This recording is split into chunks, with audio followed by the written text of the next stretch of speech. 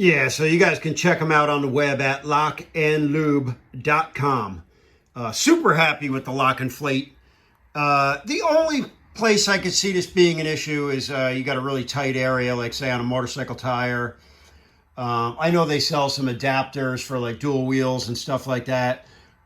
Generally speaking, for what you're using, what I'm using this for, inflating car tires, etc. Man, I'd say it's a 10 out of 10 for sure.